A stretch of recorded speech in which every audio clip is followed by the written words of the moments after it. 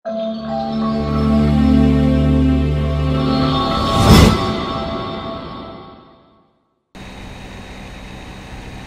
görünüp atabı? Tamam. Так. Sandın logaritması. Temany başlardan biz murun. Munda eң jönököy barabardыкты карап көрөлү. 3'tün 4-cü derecesi barabar 81 dedi. Bu деген söz 3'tün 4-cü derecesi 81 barabar. Turabı 3'tü 4 жолу өзүнө көбөйтөбүз. Muna uşul barabardыкtan egerde uşul 3 sandın biri 3, 4, 81 katışıp atat. Bu barabardыкka, tuğra barabardыкka. Uşul 3 sandın biri belgisiz bolsa, bolgon uçurda tömönküde 3 tengdemeni alууга bolot. Birincisi muna 81 belgisiz bolsun deydi. Bu jerde azыр muna x'ti табыш үчүн даражага көтөрүү амалы аткарылары силерге белгилүү. Себеби мына 3'tün 4-cü даражасын тапсак, биз x'ти тапкан болобуз. Бул деген сөз даражага көтөрүү амалы. 3'tü өзүн 4 жолу көбөйт. Бул жерде даражага көтөрүү амалы аткарылат. Даражага көтөрүү амалы. Эми эгерде мынагыл 3 белгисиз болсочу, башка айтканда мындай теңдеме болсо, x'тин 4-cü барабар 81 болсо. Анда x'ти тапкыла десе, бул жерде кайсы амал аткарылат? Тамырдан чыгаруу же тамыр алуу амалы аткарылат. Башкача айтканда x'ти табыш үчүн 4-cü даражалуу тамыр алдында 81 дейбиз дагы. Ал 3'кө барабар экендигин аныктайбыз. Бул жерде экинчи амал аткарылып атат. Эми эгерде даража көрсөткүчү белгисиз болсо, мына 4. Анда бул учурда x'ти аныктоо үчүн кайсы амал аткарылат? Мына ушундай суроо коюлуп атат да. Демек, бул учурда x'ти аныктоо үчүн дейт. Берилген даражанын негизи жана даражанын өзү боюнча даражанын көрсөткүчүн табуу амалы. Мына 3 жана 81 боюнча x'ти табуу амалы. Бул амал логарифмалуу амалы деп аталат. Аны табуу мына эрежеге, мына эми ушул жерден эрежеге келебиз. Логарифманын эрежесине.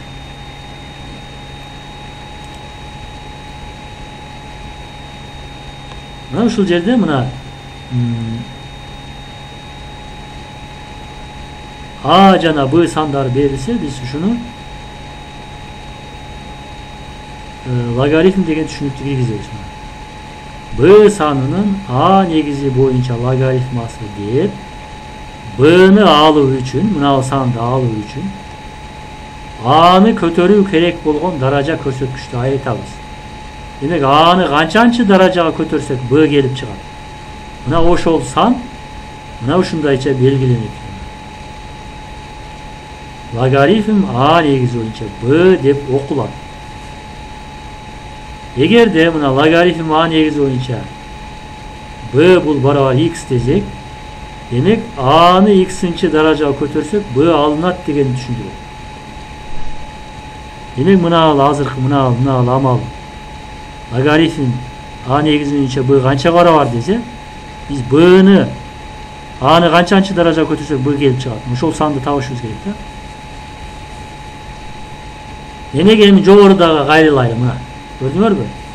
Демек, 3'tün x'инчиси барабар 81 десе, демек x деген бул барабар болот экен. Эмнеге? Логарифм 3 негизи боюнча 81 деген барабар. Мындан x 4 экендиги келип чыгат. Себеби 3'tün 4-cü даражасы 81ге барабар. Мына ушул жерде мына эми силерге аныктасаңар болот. Логарифм берилсе, мына мисал үчүн логарифм 2 негизи боюнча мисал үчүн 32 дейт. Демек, буну тап деген сөз мына 2'nin канчанчы даражасы 32 барабар? Beşinchisi. Beşinchisi. Demek bu 5 ga baravar. Sebebi 2'nin 5. darajası bu 32 ga baravar. Tekşergede şunu tekşereceğiz.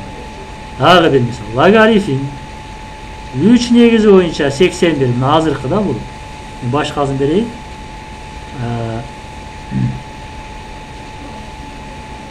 Logarifm misal için 4 negizi boyunca 64 dedi. Bu kança var?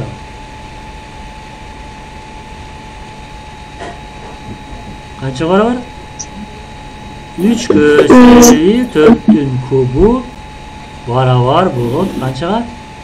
64 ga. Logarifm misal için 5 negizi boyunca 125 dese. Burada kança baravar bulun? 3 ga baravar bu. Sebebi 5'nin kubu 125 ga baravar. Logarifm misal için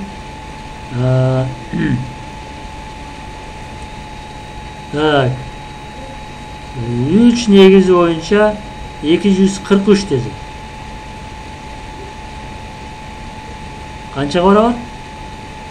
5 ga sebebi 3'ün 5. darajası 243 ga baravar. Logarifm 11 negizi boyunca 121 dedi. Bu kança baravar? 2 ga baravar. 11'nin kvadratı 121. Mına şunday düşünük azır kanıktama boyunca mına şunday atkarsaňar bolar. Endi mınандай sandarda gezdeşip kalat. Mına misal üçün 3'tün x'inci darajası baravar.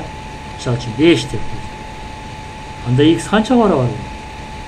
X baravar tava verezler. Logarifm 3 negizi boyunca 5 dep. 3'tün kaçançı darajası 5 ga baravar dep söz. X'inci darajası. Mına aldı ele oşul sandı düşündüredi. Bunu tablisadan qarab boljoldu tapsa bolot. 3'tün kaçançı darajası? Albatta 3'tün kvadratı 9 bolup ketет. 3'tün 1. darajası 3 bolup kalat. Demek 1'den çoň 2'den kiçine sanda 1 bütün kança. Tablisadan qarab boljoldu tapsaňar bolot.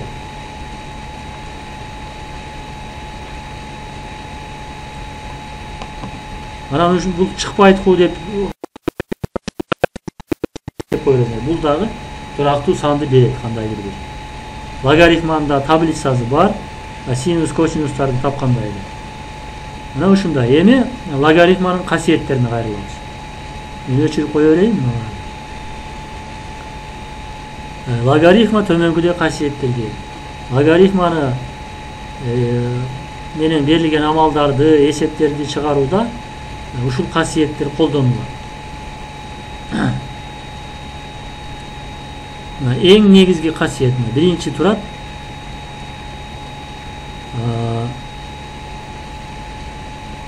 biz jana mынандай dep жаздыk эле. Misal üçün logaritm a negizi boyunca b baravar anıktamada şunday жаздыk. X bolsa anda bul degen söz a'nın x'inci darajası b'ga baravar boluş керек деген düşündürüyor. Mına uşul jerde mına x'in orduna Mına x şu baravar bolat. Oşonu koysaňar mına. X'in orduna gayrılı mınany koyup atam. Bul bunu öğrettim. Demek darajanın negizi menen daraja körсөткүчүндөгү logaritmanın negizi birдей bolup kalsa anda a'nın manisi logaritm a'nın aldındağı sanга baravar. Başka aytkanda mынандай bolup kalaшы мүмкүн. Misallarda көп кездешип калат bu. 2 logaritm 2 negizi boyunca misal üçün 7 dese. Bu 7 ga baravar. 3 misal üçün logaritm 3 negizi boyunca 101 dese bu kança baravar eken? 101 ga. Mana uşul nerse birinci kasiyetke baylanışlı misallar. Emi ekinci misal kasiyet. Bu emi logaritmanın anıktamazdan gelip çıga turgan kasiyetler.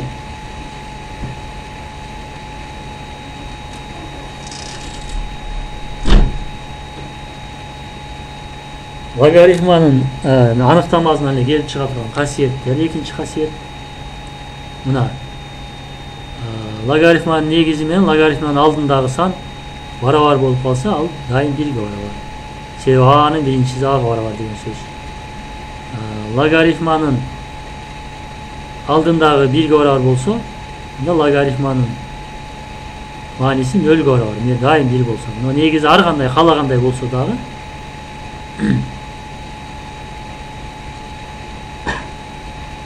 Eğer 1 bolsa 0 orar bolur. Misal üçün logaritm 5 negiz boyunca 5 dese bu 1 orar. Logaritm 5 negiz boyunca 1 dese bu 0 orar. 5'tin ölümçüsü 1 orar. Logaritm 90 negiz boyunca 1 dese de bu 0 bolur. Buna şunday. Emi 3. kasiyet. Köbeytündünün logaritması köbeytүүчүлөрдүн logaritmalarının summasına barabar. Sizlerde mынандай misal bolup калышы мүмкүн да. Misal üçün logaritm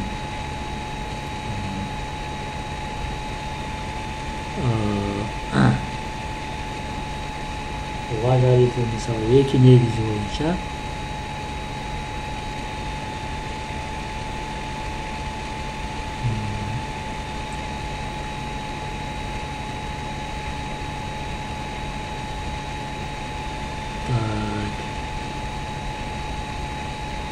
logaritm 2 negiz boyunca 12 kemitilgen logaritm 2 negiz boyunca 3 değil misal. Çünkü jönököydöp bara var. Al üçün mындай kılabız. Logaritm 2 negiz boyunca 12'ni men 4 köbeytүү 3 dep жазам. Bara var. Hazırkı mına ikinci kasiyetli paydalanan turgan bolsok, köbeytүүнүн logaritması her birinin logaritmasını alabız, koş summazını alabız. Logaritm 2 negiz boyunca 4 plus logaritm 2 negiz boyunca 3 minus logaritm 2 negiz boyunca 3 bara var. Logaritm 2 negiz boyunca 4 kançany berет? Ekini berет. 2'nin kvadratı 4. Mına al ekөө okşoş, mına joyuşup ketет. 2 çıgat joy. Gördüңөр mü? Bu 3. kasiyetke misal oldu. Emi 4. kasiyet. Tiyindiden logaritma alуу. Je bolboso bölçöktön logaritması. Bölçöktün logaritması je tiyindinin logaritması. Bölünүүчүнүн logaritmasından bölүүчүнүn logaritmasını kemitkenге barabar. Buga da misal kelip çıkarsak bolot. Misal üçün logaritm 5 negiz boyunca 250 deyli misalı plus 250 de koyun da bölçök kılışım gerekiyor.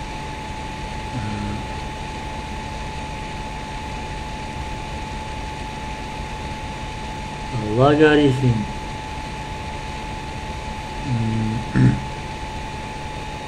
125 bölümge misal üçün yerde bunday olacağızdan için şu yerde sizlerle düşünelim.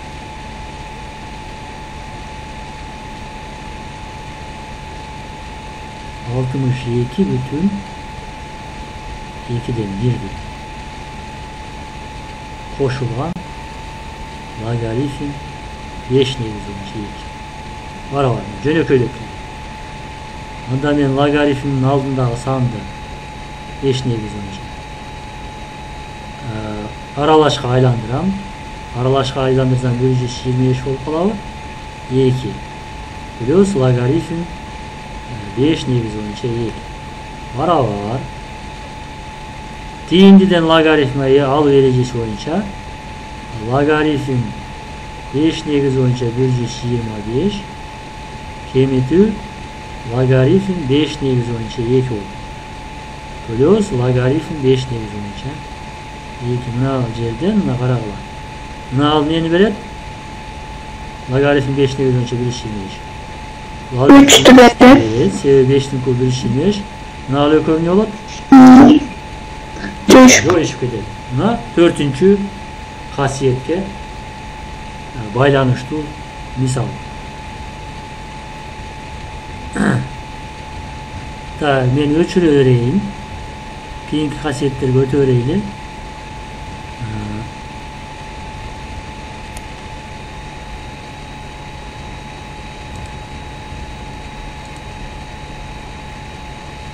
Tak.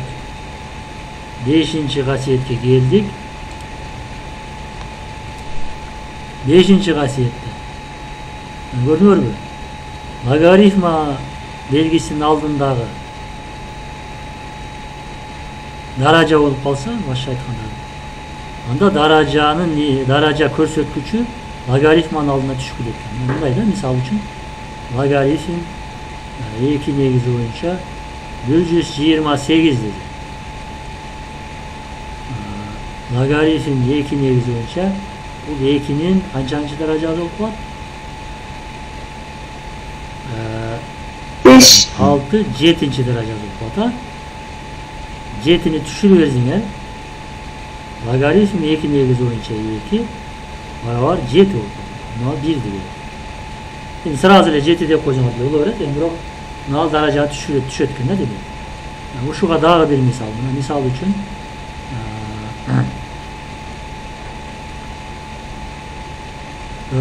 logaritm 3 негизи боюнча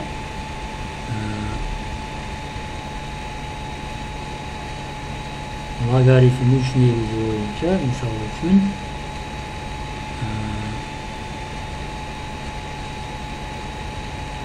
так 625 кемитилген жолгозун кошулган logaritm 3 негизи боюнча мисал үчүн 25 барабар.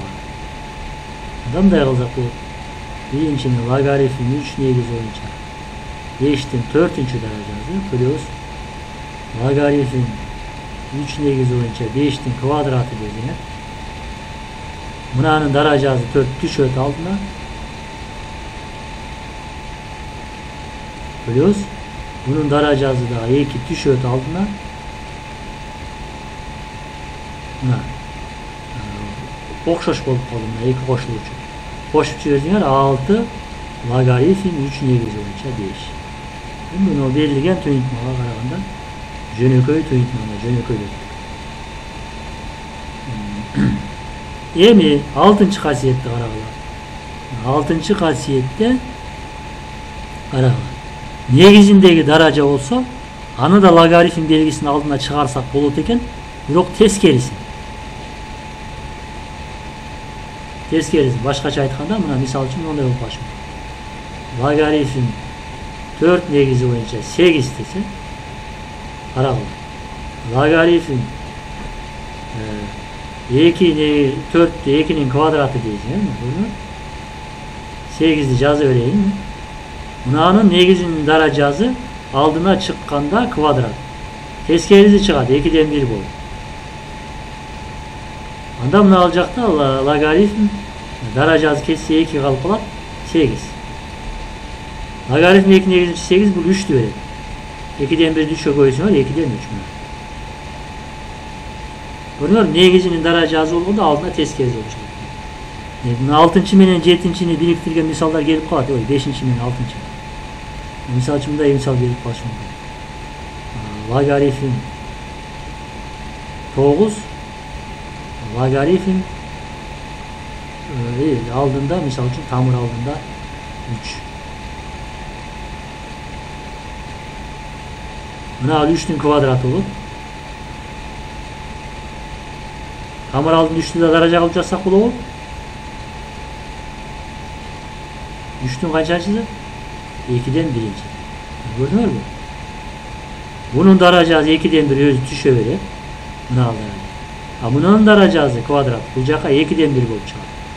Daha bir payda olup kalır. Logaritm 3 negizi boyunca 3. Bana var. 4'ten 1 çıkar. 3 negizi boyunca 3 buna 1 diyor. Buna şu okşuğa misal var. 5. menen 6'ını biriktirip жазsa da olur. Bundan da yapıp kasiyetli. Logaritm misal. A'nın 7'cizi B'nın eninchisi olsa anda barabar bulup logaritm A negizi boyunca B. Başta aytkanda negizinin darajası menen logaritmanın aldındagı sandын darajaсын mына экөөнү кыскартып жиберсек болот. Экөө бирдей болуп калса, мынага барабар болуп калат. Жок болуп кетет, кыскарышып. Жетинчи касиет. Мен мына жазгандарды өчүрүп кое берейин, а? Керектүү жерлерин алып алдыңарбы? Так, өчүрө берейин анда. Так, жетинчи касиетке келдик. Жетинчи касиетти карагыла. Демек, логарифманын негизи менен логарифманын алдындагы санды алмаштырсаңар, анда логарифманын белгиси, логарифманын мааниси боюнча тескерисин өзгөрөт. Демек, логарифм 2 негизи боюнча 3 дегенди мынтип жазсаңар, 1 бөлүнгөн логарифм 3 негизи боюнча 2 болуп калат.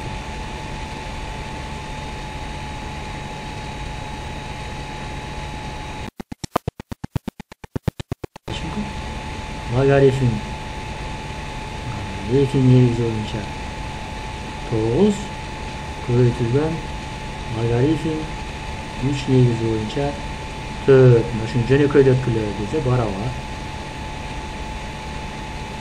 Мына 9'ду 3'түн квадраты десеңер 2 бул жакка түшүп кетет. Көбөйтүү. 4'тү 2'nin kvadraты десеңер анын да 2 түшөт. Көбөйтүү logaritm 3 негизи боюнча барабар. Мына logaritma 2 негизи боюнча 3'тү мынтип жазсаңар болот. Ошондо мына ал менен бул кыскарып кетет, көрдүңөрбү? 4 чыгат. Бул касиетти дагы көп мисалдарды чыгарууда колдонулат. Keyinki misal. Bir negizden başka negizge ötүү.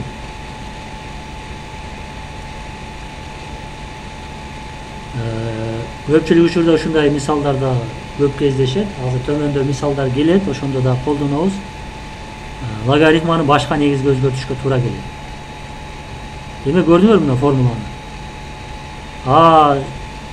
Логарифм А негизи боюнча Б'дан С негизи боюнча логарифмага өтүп кетет. Мисалы үчүн логарифм 2 негизи боюнча 3'төн 5 негизге өткүлө десе, анда мындай болуп калат мына. Өлчөк сызыгын сызсаңар, logaritm 5 негизи боюнча алымга бөлүмгө да logaritm 5 негизи боюнча деп. Алымга логарифманы алдындагы жазалар, бөлүмгө мына 2-ни жазалар. Мына бөлүмгө кетет, бул алымга кетет.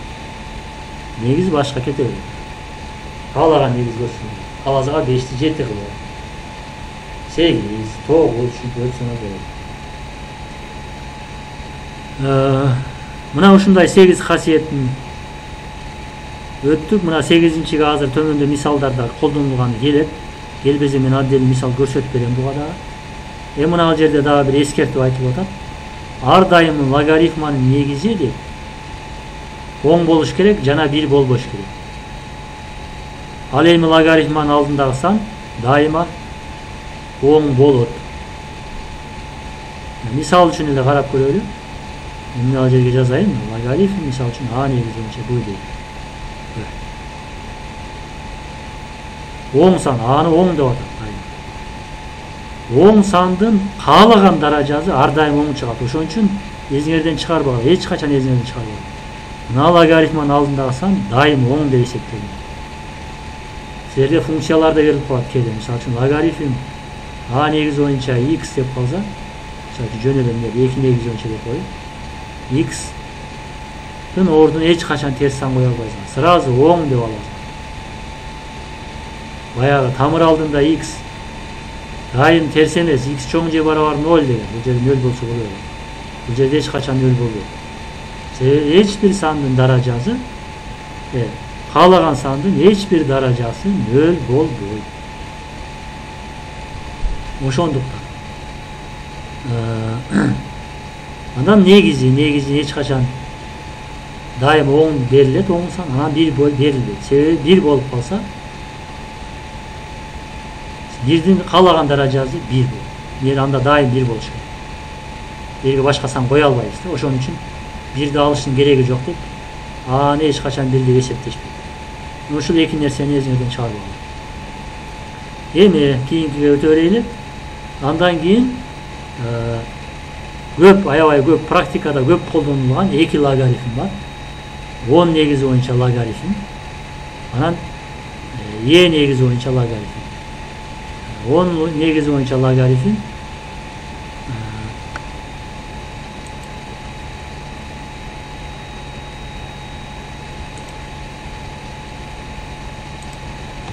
Он негизи боюнча логарифм. Башкача айтканда, логарифм 10 негизи боюнча, мисалы үчүн b деген бул мынаны эч качан мынтип жазбайт, кыскартып көп колдонулган үчүн кыскача жазуу колдонулуп калган. Мынандай жазуу кездешет. Ушундай жазуу кездешсе, мына жерде турат. Ушундай негизи 10 болгон логарифм экен деп түшүнөсүң. Мына мисал мисалды келтирип койдук мына. Логарифм 10 негизи боюнча айтканда логарифм 10 негизи боюнча 100 деп айта бересиң. 100 2 барабар, себеби 10'ның квадраты 2. Мына ал жерде 0,100'ден 1 дептир, мына -3 болуп калыптыр. Же мына ал жерде 1 нөл калып калган. Же мына ал жерде 2 болуш керек. Ушул жерде распечаткада туура эмес кетип калыптыр. Так, ошондой эле негизи e болгон логарифм. Натуралдык логарифм деп аталат. Аны кыскача мындай жазылат. Демек ln b деп жазылат. Бул да аябай көп колдонулат математикада, ошон үчүн ушундай жазуу атайын башкача жазуу колдонулган. Демек бул логарифм e негизи боюнча b деген түшүнүк. E саны бул иррационалдык сан. Болжол менен 2 бүтүн канча эле 7 и так далее. Бул жагында цифралар аябай көп. Тагы эсимде жок. Чексиз да, бул иррационалдык колдонуш. Көп колдонулган үчүн ушуну мына санды жазып отурбайт да, бул жагында цифраларын кошуп. Жарым 3/4 жазсам да башка сан болуп калат, болжолду. Тагы өзүн жазыш үчүн белгилеп алышканда e деп жазыш керек. Эми логарифмаларды салыштырууда ушул жерге жакшыраак көңүл бургула, себеби салыштырууларды билесиңер, көп кездешет. Тесттерде ошон үчүн салыштырууларга да жакшыраак көңүл бургула. Мына. Эгерде b чоң s болсо, анда логарифм a негизи боюнча b чоң логарифм a негизи боюнча s болот дейт. Эгерде негизи 1ден чоң болсо логарифм. Эгерде логарифмалардын негизи 1ден кичине болсо, анда наоборот болот. Мисал үчүн, логарифм 2 негизи боюнча 3 менен логарифм 2 негизи боюнча 5'ти салыштыргыла десе, албетте бул жак чоң болот. Себеби негиздери, демек логарифмаларды салыштырууда негиздерин бирдей кылыш керек. Негиздерин бирдей кыласыңар дагы, мына чоң жагы мына логарифманын алдында сандарды салыштырасыңар. 3 менен 5'ти. Чоң жагы чоң болот, 5 жак чоң болса, демек ушул жак чоң болот. Эгерде негизи 1ден чоң болсо. Эми ушул эле сандарды карайбыз. Мисалы үчүн логарифм мисалы үчүн 0,1 негизи боюнча 3 логарифм 0,1 негизи боюнча 5 десе, наоборот бул жак чоң болот. Себеби негизи 1ден кичине. Салыштырып атканда ошо негизинде карап коебуз. Мына ушулар логарифм боюнча. Эми мисалдарга өтөлү дагы, анан сабакты ошол менен жыйынтыктайлы. Мына бул жерде 2 мисалды карап атабыз. Карагыла, биринчи мисал. Эгерде логарифм a негизи боюнча b барабар 2 болсо, анда мына туйутманын маанисин тапкыла. Ушул жерден мына чыгаралы. Biz logaritmanın joğrudagı hasiyetlerini faydalanabız yani. Karagılar.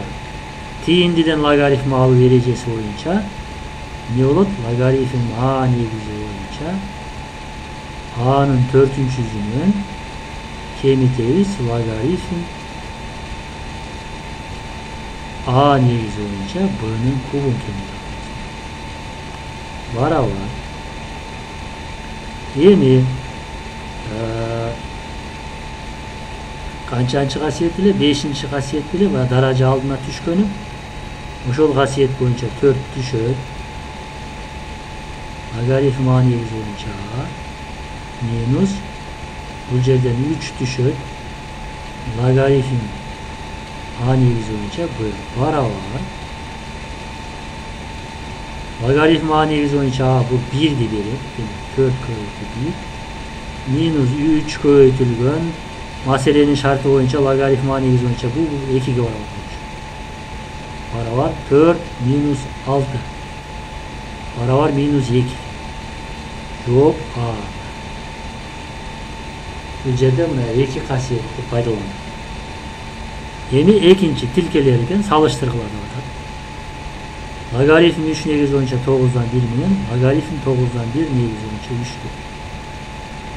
Бұл жерде 7-чи касиетти пайдалансаңар болот. Мына б тилкесиндегини мына 3 менен 9'dan 1 алмашканда тескериси болуп калган.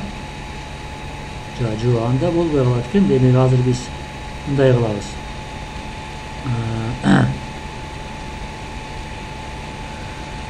Так. Экинчини 3 негизге алып келсек да болот экен. Мындай кылайлы.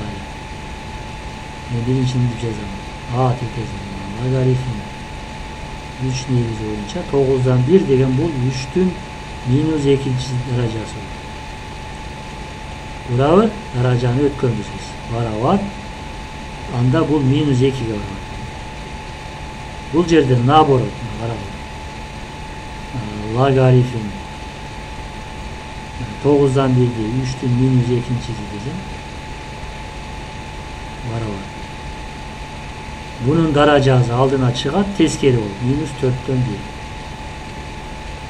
1. Köytü logaritm 3 negizi boyunca 3. Bu 1'di verip. Anda minus 4'ten 1 kalıp atat. Bu jakta minus 2 kalıp atat. Minus 2 çoğun bu, minus 4'ten 1 çoğun bu. Albatta minus 4'ten 1 çoğun. Demek B tilkedeki sandın manisi çoğun. Evet. Buna uşul misallar boldu. Sorularыңар бар bu misallar boyunca? Жоқ болса мен өчүрө берейин. Өчүрдүм. Так, эми чыгарылыштар мына бул жерде турат.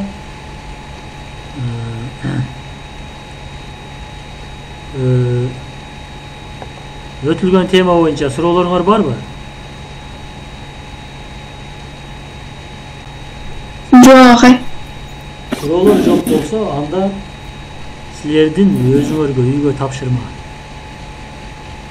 Көнүгүүлөр. Ушуларды скриншот кылгыла. Буну үйдөн иштейсиңер.